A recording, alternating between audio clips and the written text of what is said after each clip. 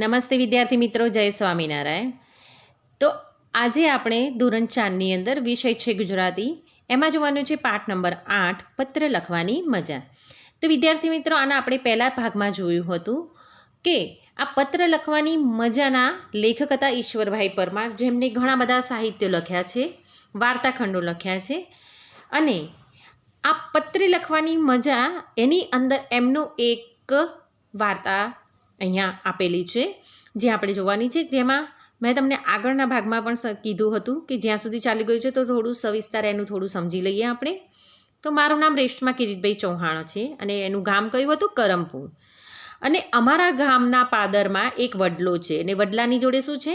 નિશાળ છે. અને એમના જે વર્ગ શિક્ષક છે અશોકભાઈ સોમપુરા, તે એમને ખૂબ જ પ્રેમથી ભણાવે છે, હસતા હસતા. અને નિશાળે જવાની એમને ખૂબ જ મજા પડે છે. સાહેબ એમના સાથે ફક્ત વર્ગની અંદર જ નહીં પણ વર્ગની બહાર પણ એવું વર્તન કરે છે કે એવી રીતે વાત કરે છે કે વાર્તાઓ કહે છે એમને, કે જેનાથી એમને સ્કૂલે જવું ખૂબ આ વિદ્યાર્થીઓને ગમે છે. આમ કરતાં કરતાં આમ ભણતા ભણતા જૂન મહિનાથી ઓક્ટોબર મહિનો આવી ગયો અને એમની દિવાળીનું વેકેશન પડી ગયું. અને એમના જે અશોકભાઈ છે, જેમના શિક્ષક છે, વર્ગ શિક્ષક, એમને કહ્યું કે વિદ્યાર્થી મિત્રો, તમે દિવાળીમાં શું કરશો? તો વિદ્યાર્થીઓ કહે છે કે અમે નવા નવા કપડાં પહેરીશું અને દિવાળીની મીઠાઈ ખાઈને મોજ કરીશું.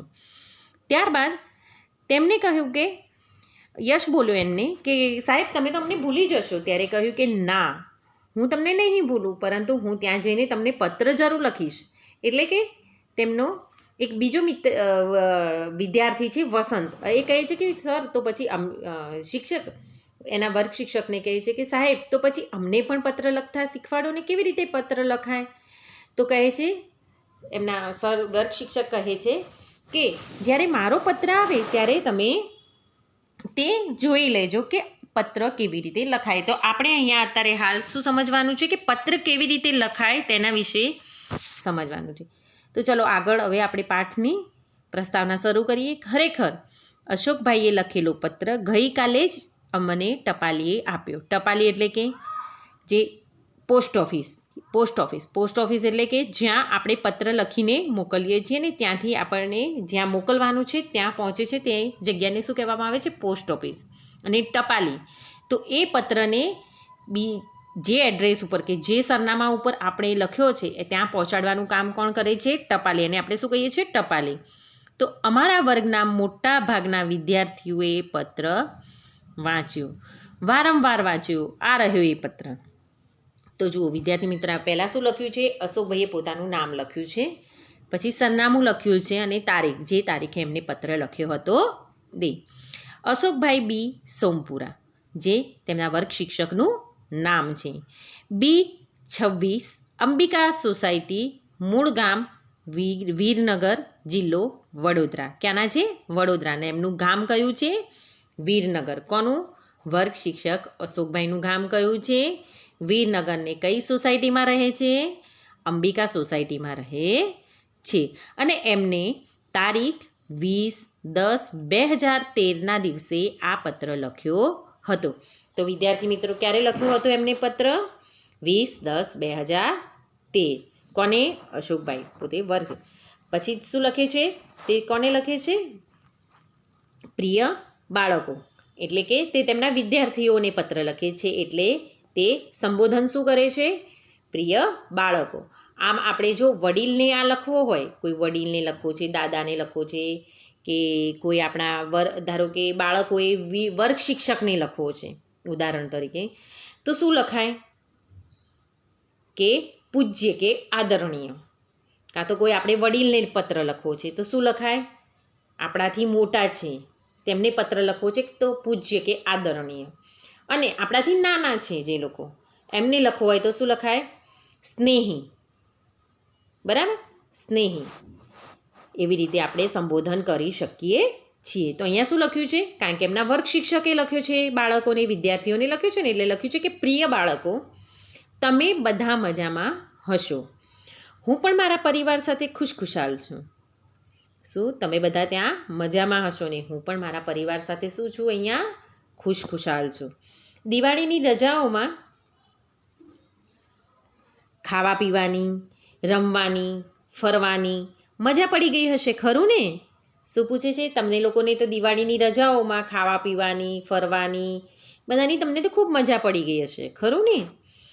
મને તમારી બહુ યાદ આવે છે. તમે બધા મને પૂછતા હતા ને કે પત્ર કેવી રીતે લખાય. શું વસંતે પૂછ્યું હતું? કોને પૂછ્યું હતું? વસંત. કે સાહેબ અમને પણ શીખવાડો ને પત્ર કેવી રીતે લખાય. તો અહીંયા કહે છે કે તમે બધાએ મને પૂછ્યું હતું ને કે પત્ર કેવી રીતે લખાય છે. તો જુઓ, પત્ર લખનારે પોતાનું નામ, સરનામું તથા તારીખ પત્રના મથાળે જમણી બાજુએ લખવા પડે છે. બરાબર? ક્યાં લખવાનું? જ્યારે આપણે પત્ર લખવા બેસીએ ત્યારે આપણે જે હાથથી લખીએ છીએ, જમણા હાથથી લખતા હોય તો જમણા હાથે, એટલે કે જમણા હાથે આપણે લખીએ છીએ તો જમણી બાજુનો જે ભાગ છે, પેજની જે જમણી બાજુનો ભાગ છે ત્યાં મથાળે શું લખવાનું હોય છે? તો પહેલાં તો તમે જ પત્ર લખો છો, બરાબર વિદ્યાર્થીઓ? તો ત્યાં તમારું નામ લખવાનું છે. પછી શું લખવાનું છે? નીચે તમારું, તમે જ્યાં રહો છો તે સોસાયટી કે જે જગ્યાએ રહો છો તેનું સરનામું લખવાનું છે. ત્યારબાદ નીચે શું લખવાનું છે? જુઓ, આગળ આમને વર્ગ શિક્ષકે પોતે લખ્યું છે, પોતાનું નામ લખ્યું છે, સોસાયટીનું નામ લખ્યું છે, તમે કયા જિલ્લામાં છો, તમારું મૂળ ગામ કયું છે તે, અને નીચે શું લખ્યું છે? તારીખ લખી છે. એટલે કે વિદ્યાર્થી મિત્રો આજની તારીખ કઈ થઈ? 1 ડિસેમ્બર, બરાબર? તો 1/12/2020 તે પણ લખી શકાય છે, બરાબર? તમે જે તારીખે પત્ર લખો છો તે તારીખ લખવાની છે, બરાબર?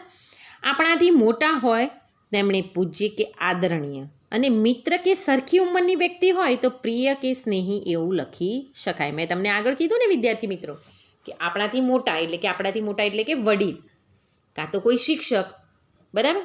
કોઈ પણ આપણાથી મોટા છે એમને લખવાનું છે પત્ર, તો શું લખવાનું છે? પૂજ્ય કે આદરણીય એવી રીતે સંબોધન કરવાનું છે, બરાબર?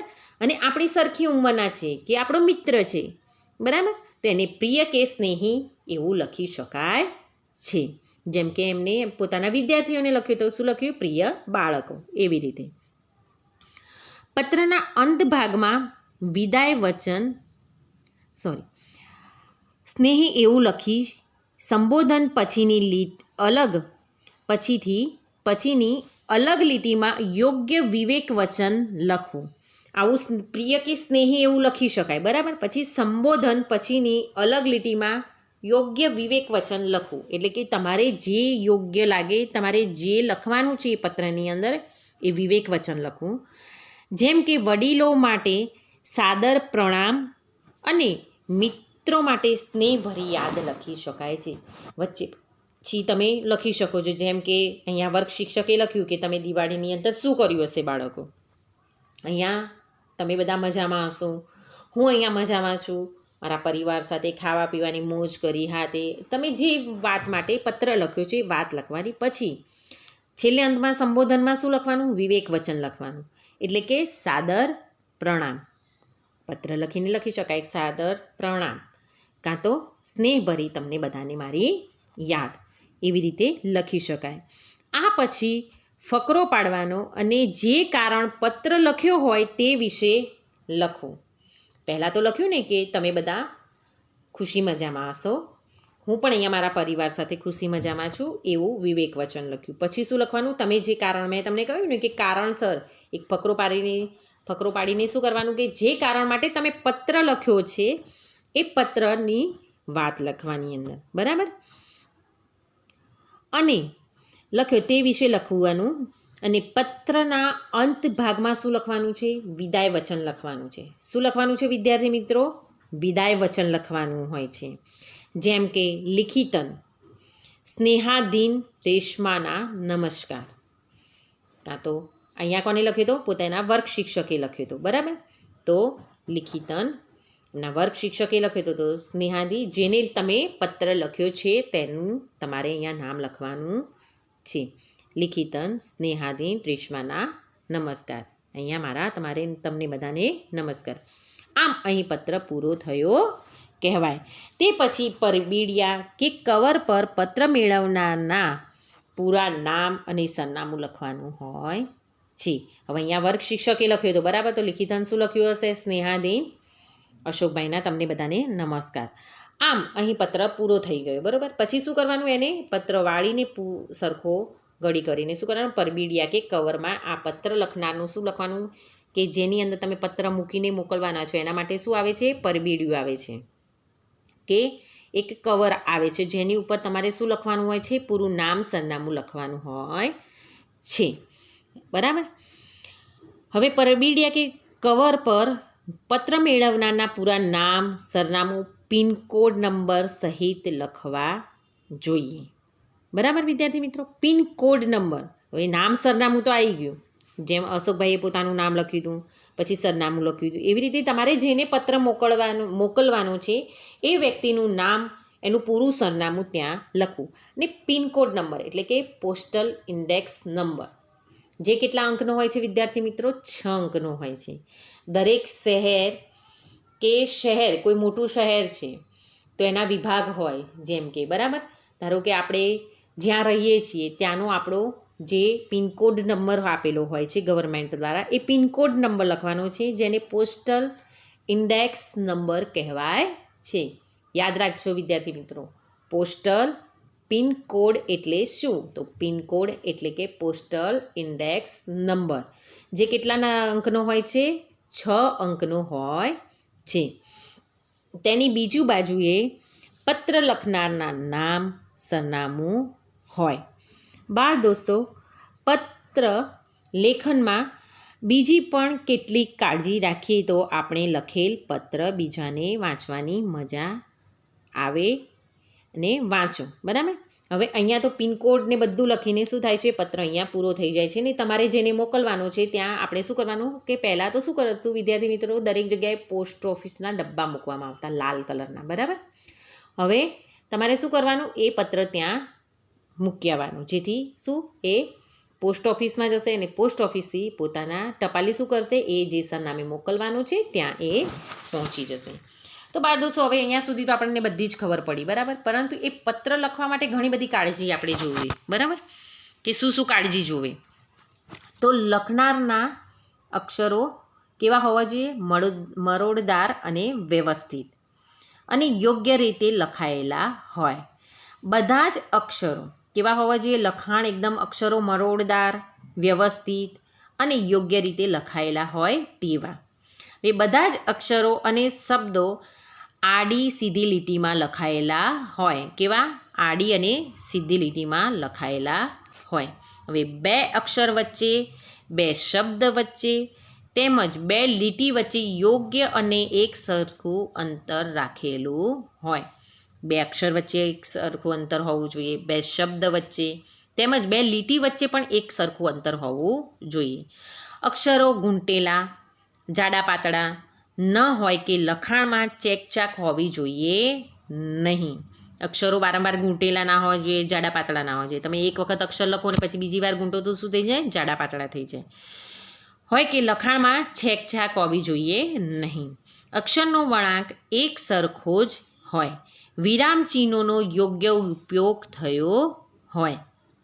જ્યાં વિરામ ચિહ્ન જોઈતું હોય ત્યાં વિરામ ચિહ્ન, પ્રશ્નાર્થ જોઈતો હોય તો પ્રશ્નાર્થ, એટલે કે જે આ વિરામ ચિહ્નો છે ત્યાં યોગ્ય જગ્યાએ હોવા જોઈએ. લેખનમાં ભાષાકીય ભૂલ ન હોય, એટલે કે લેખન એવી, આપણું લખાણ એવું હોવું જોઈએ કે જેમાં ભાષાકીય પણ ભૂલ હોય નહીં, તો લોકોને પત્ર જોવો પણ ગમશે ને વાંચવો પણ ગમશે.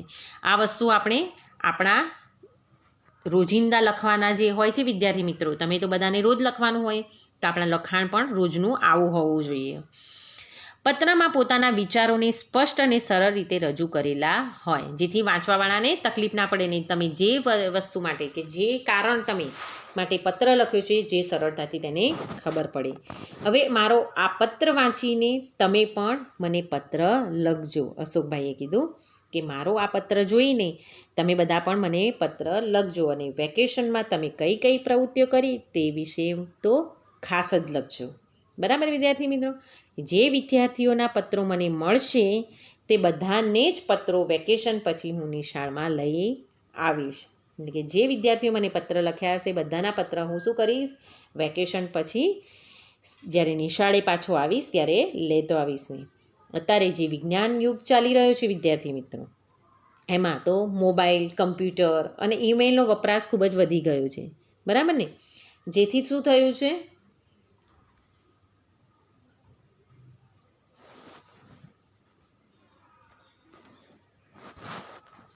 જેથી શું થાય છે વિદ્યાર્થી મિત્રો? ખૂબ જ ઓછા લખાય છે. પત્રો ખૂબ જ ઓછા લખાય છે ને ખુલ્લા અને મોકળાશથી પત્ર લખવાની અને આવા પત્રો વાંચવાની મજા તો કાંઈ ઓર જ હોય છે. તો તમારા વડીલોને મારા વંદન કહેજો. તમે સદાય આનંદમાં રહો તેવી શુભેચ્છા પાઠવું છું. શું કહે છે? તમે સદાય આનંદમાં રહો તેવી હું શુભેચ્છા પાઠવું છું. હવે આ વિદ્યાર્થી મિત્રો જેમ કહ્યું ને કે આ મોબાઈલ ઈમેલના જમાનાની અંદર શું થયું છે? વોટ્સએપ પર ફટફટ આપણે શું કરીએ છીએ? કોઈ પણ તહેવાર હોય છે, કોઈ પણ કંઈ સારા સમાચાર હોય છે, કોઈ માઠા સમાચાર હોય છે, તો શું કરીએ છીએ? આપણે મોબાઈલથી ફટાફટ બધાને જવાબ આપી દઈએ છીએ. જેથી આ પત્રોનો વ્યવહાર કેવો થઈ ગયો છે? ખૂબ જ ઓછો થઈ ગયો છે. હવે પત્ર લખવાની અને આવા પત્રો વાંચવાની મજા તો કંઈ ઓર જ હોય છે. પરંતુ હવે આ બધું ખોવાઈ ગયું છે. ચેટિંગ ચાલુ થઈ ગયા છે કે ફટફટ આપણે વોટ્સએપ કરી દઈએ છીએ બધાને, બરાબર? અત્યારના વિદ્યાર્થીઓ પણ. હવે તમારા વડીલોને મારા વંદન કહેજો અને સદાયમાં આનંદમાં રહો તેવી શુભેચ્છા પાઠવે છે. લિખિતન અશોક સુમપુરાના આશીષ. છેલ્લે શું મેં કીધું કે લિખિતન લખવાનું હોય છે, બરાબર? એવું લખીને લિખિતન અશોકભાઈ સોમપુરાના આશીષ. તો વિદ્યાર્થી મિત્રો, અહીંયા પત્ર લખવાની મજા પાઠ વિશે તમને ખૂબ જ સરળતાથી સમજૂતી પડે. સ્વાધ્યાય આપણે નેક્સ્ટ વિડીયોમાં જોઈશું. નમસ્કાર. જય સ્વામિનારાયણ.